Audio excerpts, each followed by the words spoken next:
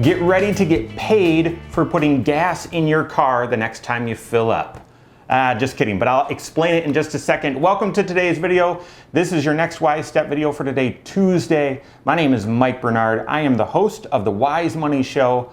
I'm also one of the certified financial planners here at Korhorn Financial Group. Before I get into it, just want to remind you, if you're not a subscriber to this channel, hit that subscribe button, turn on notifications, smash that thumbs up button. Why? Because I'm going to explain what happened yesterday with oil and what you need to do about it in your personal financial life. So I would joke and tell you next time you come into the Korhorn Financial Group office, if you smell gas, don't be alarmed, because yesterday, not that kind of gas, yesterday you could have been paid $37,000 for buying oil as long as you had a place to store it, and then immediately sold it for $21,000. So buy it for a negative $37,000, meaning someone would pay you $37,000 just to take this oil off their hands, and then you sell it for $21,000. That actually could happen yesterday. Unprecedented, never happened before. The price of crude oil went negative. And I'm not talking, if you didn't see the headline, I'm not talking about a little negative, like it got to zero and then it dipped a little bit below. It started the day at around 20 bucks a barrel. And at one point during the day, near the end of the day, it was negative $37 per barrel. That's not even possible. How? It all deals with the imperfections in the futures market. So every month there are futures regarding each commodity. So let's talk oil. And so these were the May contracts, and the May contracts were set to expire today, Tuesday. And so because the price of oil had gotten so low, and because the supply was so high and demand was so low, basically everyone that had a place to store oil, they'd already bought it all. So if you still had a contract to deliver some oil from someone or for someone, then you were just trying to get rid of it because you didn't even have a place to store it.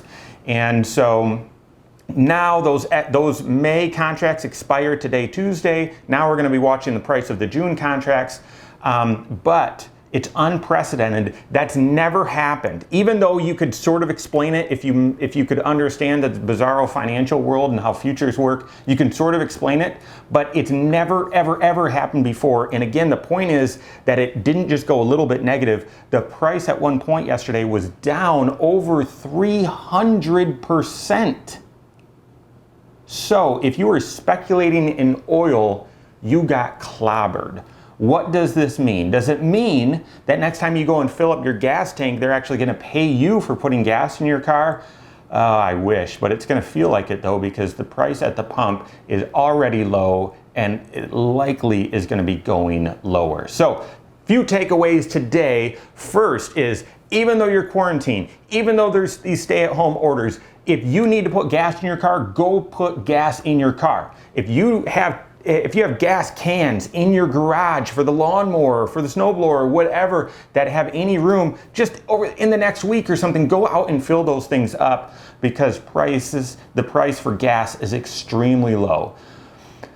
Second, and to me this is the big takeaway, is the fact that this happened. And again, there wasn't this big crisis because the June oil is now being traded more, and it's getting more attention, of course. It's down a little bit, but it's still around $20. So there wasn't this all-out panic, but it just says to you, this clearly communicates to you that things are not normal in the economy. And this isn't just hey, things went way down in the market and the economy, and because of the stimulus, everything is going to go back to normal. This suggests things are not normal, okay? And because of the quick rebound we saw in the stock market, because of the fastest and largest stimulus package ever announced, we've gotten the idea, and you can hear others say, everything's going to go back to normal here pretty soon. And the fact that oil did what it did yesterday tells me, and should clearly tell you, it's not. It's not. Now, that's not reason to panic, but it's just proof that there isn't the all clear sign. This is still absolutely far from over in the economy and in the financial markets. And so to me, that's the big takeaway, that don't get lured into speculating on oil, and things aren't all clear. Things aren't acting normal in financial markets. So just prepare yourself and brace yourself for volatility ahead. I guess that would lead into make sure in your personal financial life, once again, make sure you're taking the appropriate levels of risk. Make sure you've got the right strategies. The last takeaway that I would tell you, so fill up all your gas tanks and gas cans, okay? Expect more volatility ahead. Markets are not acting normal or rationally. The final one is I would just tell you, if you could, and my joke to my team this morning was, hey, if you're working at home, we're gonna fill your office with barrels of oil because I'm buying as much as I possibly can at these low rates. Obviously, I'm joking, but we would all love to buy a ton of gasoline right now because it's so stinking cheap. But you can't because you're not driving anywhere. You can't travel, you can't go places. And so what does that mean for your overall budget? It means you're spending less on gasoline at the pump. And so make sure that you're capturing those dollars and allocating them to the right place for your personal financial life. Could that be stuffing that money away in an emergency fund? Could it be stuffing that money aside for a known upcoming expense like auto insurance premiums, life insurance, something like that? Or is this additional dollars that you could be setting aside for a goal?